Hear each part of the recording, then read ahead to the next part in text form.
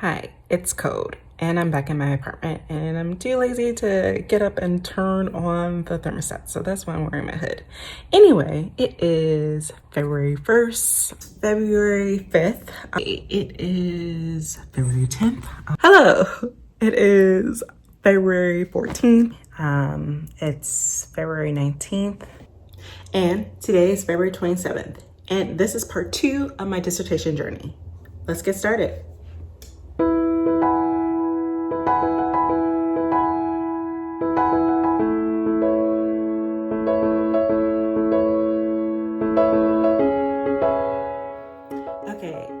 First off, wow. Just want to say thank you so much for all the positive responses and feedback that I got on part 1 of my dissertation journey. I really appreciate it, and it really meant a lot to show that a lot of other people are going through similar struggles, similar highs and lows of the dissertation despite being in different fields. So again, as always, I hope that this video demystifies the dissertation experience for people who either aren't at that part yet, or who may have a friend or loved one who is in that part of their PhD doctoral phase, and you may just want to learn more about it. What is this mysterious dissertation thing? So I hope these videos, as always, are insightful and helpful. And as always, don't forget to like and subscribe. That really helps me out. That helps the video be shown to more people who may need this information. And as always, hit the bell button so that you're notified of future videos when they come out. And without further ado, anyway, it is February 1st. Have about a week to send my advisor, who's also my committee chair, my first draft of my dissertation proposal. I'm almost there.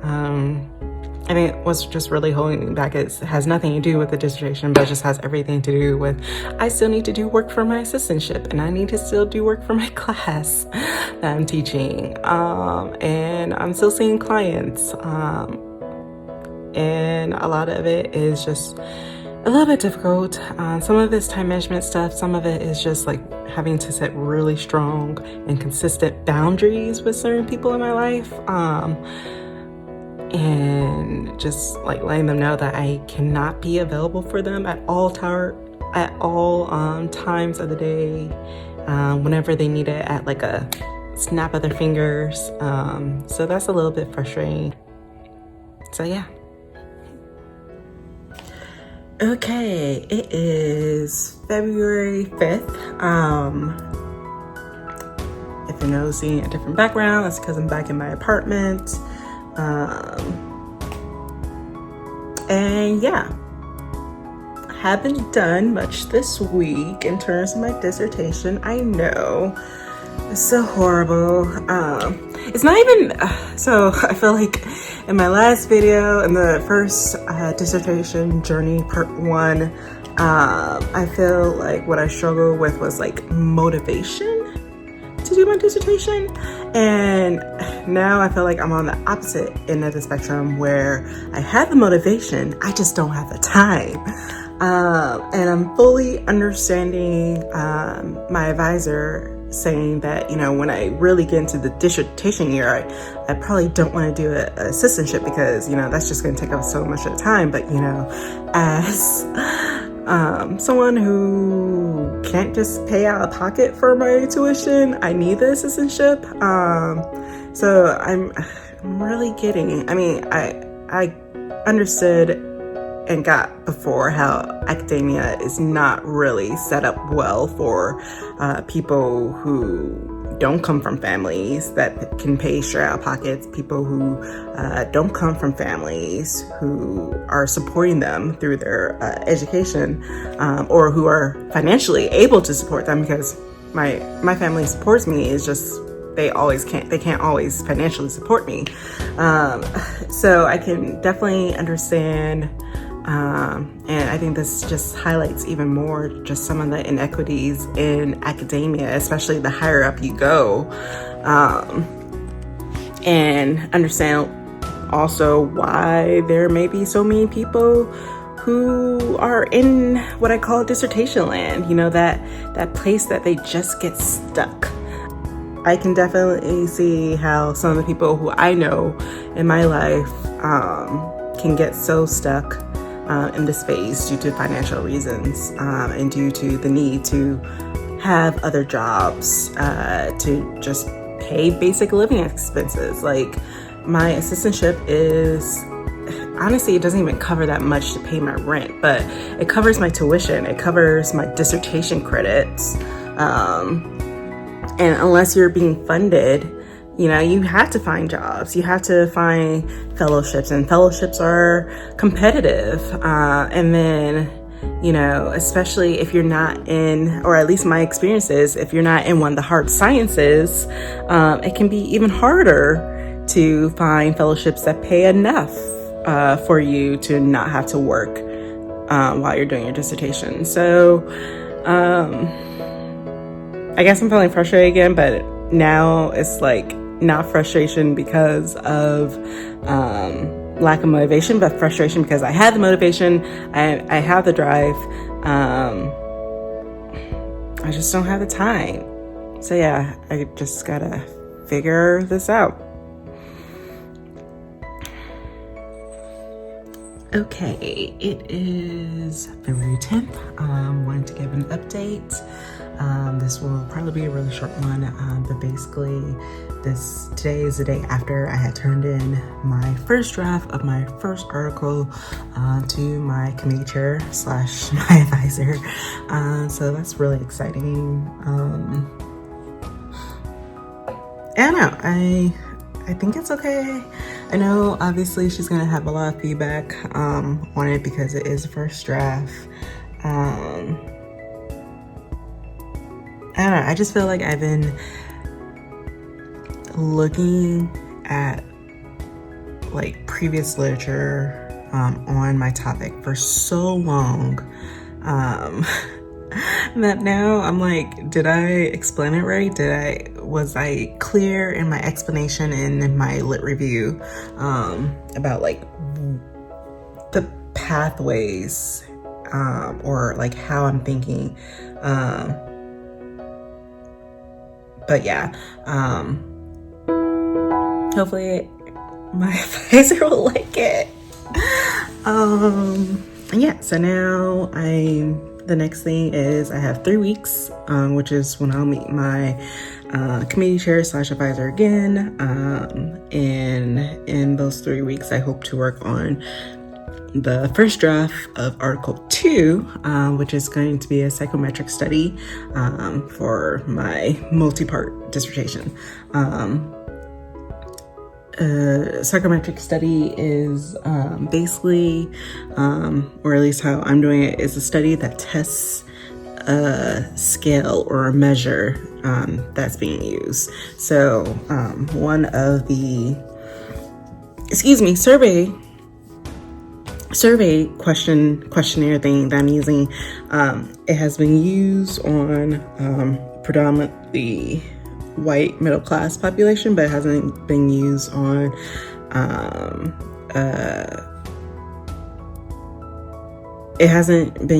a large population of people of color.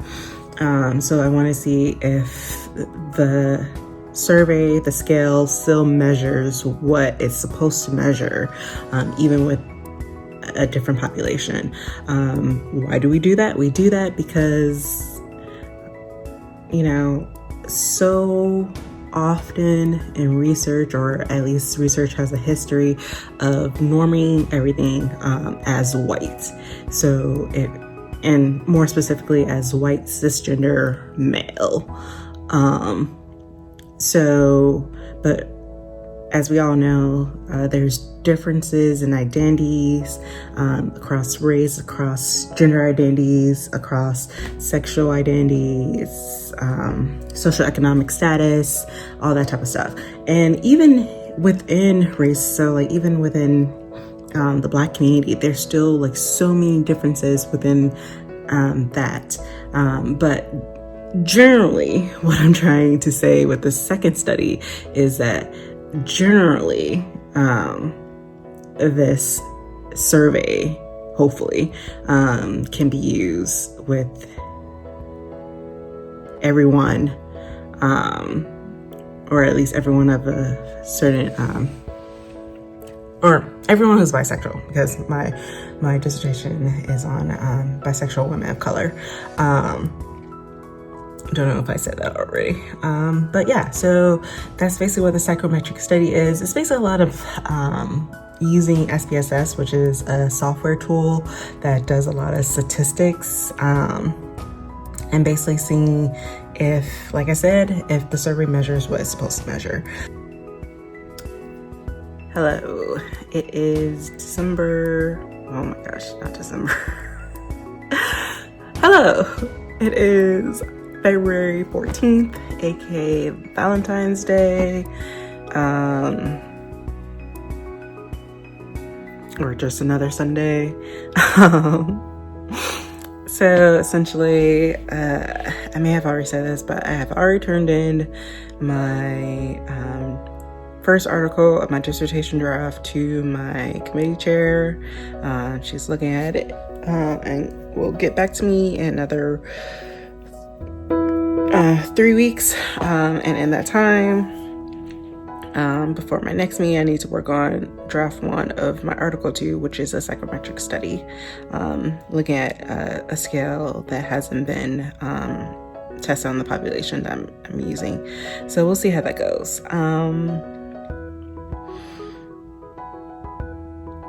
My plate is really heavy right now, full of stuff. What's new? No, nothing. But this week feels hopefully like it's gonna start off on a better side of things. We'll see. Yeah, not much to update. Hi, it's February 19th.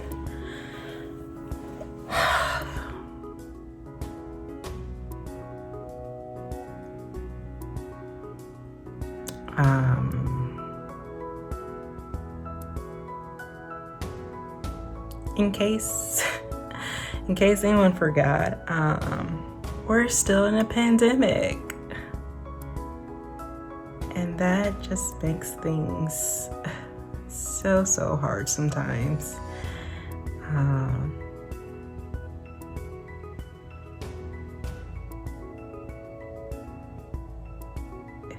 And as a counselor,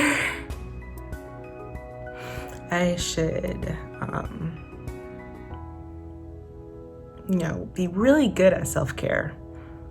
Because I always preach about it. I always talk to people and clients about it. But it's hard. When, as a PhD student, you're doing so much work for a very low amount of money.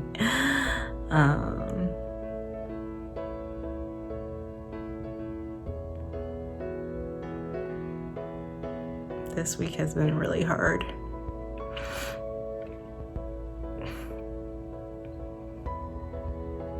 Not even because of dissertation, like, oh my gosh, I wish I could have worked on my dissertation this week. But just because of other stuff.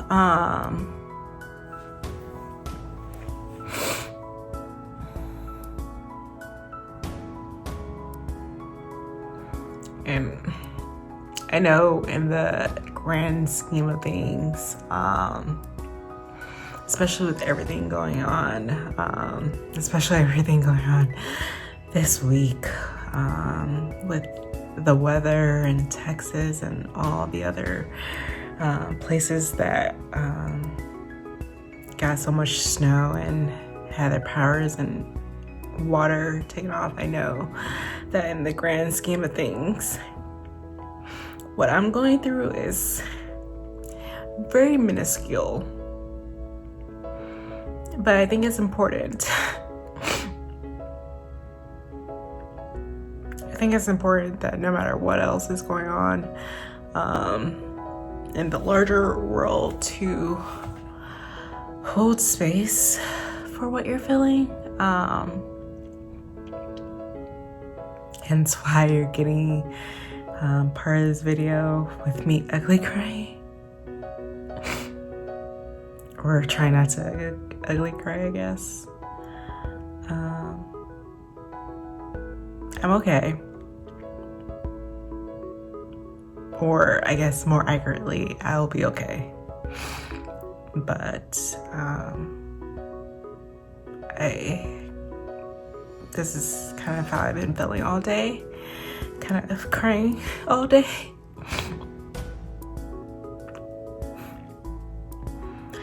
And I feared that since I'm doing a video about my dissertation journey, and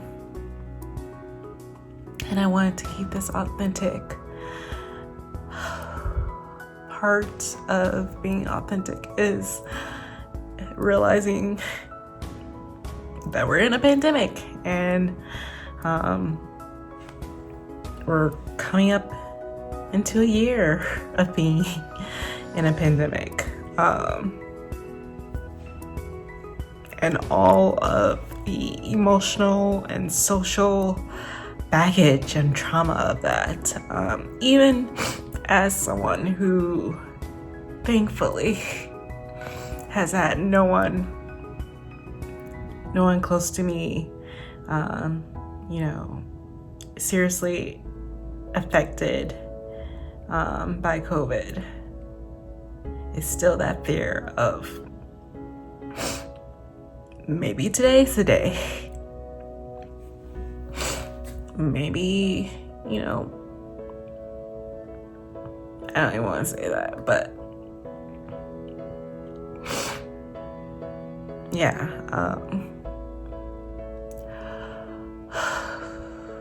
So it's February, what did I say? Forgot already. February 19th. And I'm doing my dissertation in pandemic when it feels like so many aspects of the world is just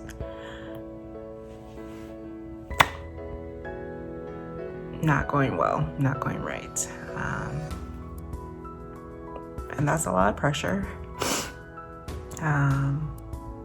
So today is February 27th. I think the last video that I did was when I was feeling really overwhelmed.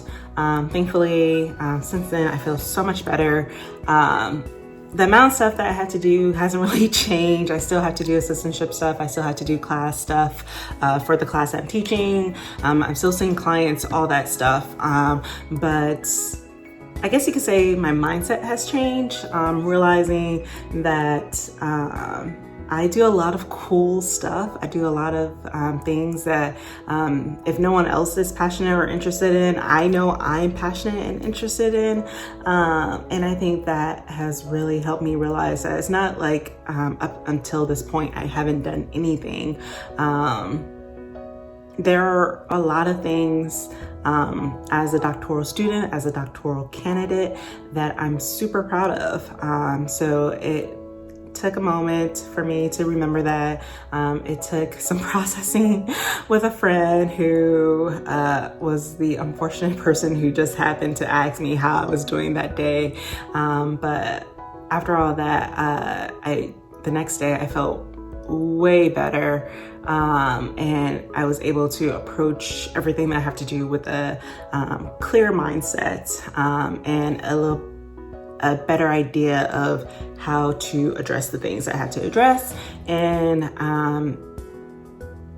feeling more comfortable, more confident, more okay with telling people like, hey, I need more time to do the assignment that you gave me, to do the assistantship project that you gave me, and feeling okay with asking for that. And also as someone who identifies as an African-American cisgender woman, I think I've been socialized to feel like I have to do everything myself, to feel like I have to be this superwoman. And though that sounds awesome, being a superwoman, it's actually a lot more pressure.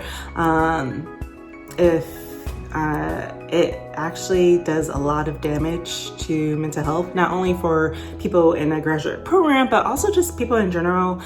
Black women in general have this superwoman label often thrown at them. And though it may sound like a compliment, it actually is a way to ignore the pain, the anxiety, the struggles that Black women have, because it's just this, you assume that Black women can do whatever they put their mind to, that they're strong, that, you know, you can kick them, they can fall down, but they'll get back up. And in a lot of ways, that takes away Black women's agency. In a lot of ways, that takes away, it makes Black women seem less human. It takes away their femininity. And, you know, when I say that, I mean like people view them less as women. They view them less as soft, like Black women can be soft. So essentially what I'm saying is I'm still working through things. Still allowing myself to be okay with not always being strong, and to let other people know that I don't always have to be strong, that sometimes I do need support, and that's totally okay, and that's there's nothing wrong with asking for that. So that's kind of where I am in terms of the last video that I shot in this series, in this video series, and I just wanted to address that just in case anyone was worried, and also to let anyone else, but especially any Black women who are in academia, who are doing a doctoral degree, know that they can reach out to others for support.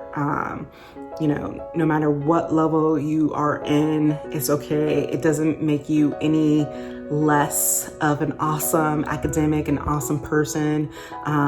It's fine to ask for support. So yeah. And the same goes, obviously, the same goes for Black women who aren't in academia.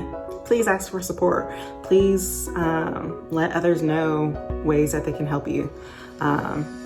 Again, I know easier said than done, but that's my hope and desire for everyone, including myself. So as always, I hope this was helpful. I hope this was insightful. And I hope that, you know, as always, that if you're in this phase of your doctoral program, that you're not alone. Please take a moment to like and subscribe and hit that bell button. Again, it really helps me out. Please leave a comment if there's something that you want to know in future dissertation journey videos. And as always, I'll see you next time. Bye.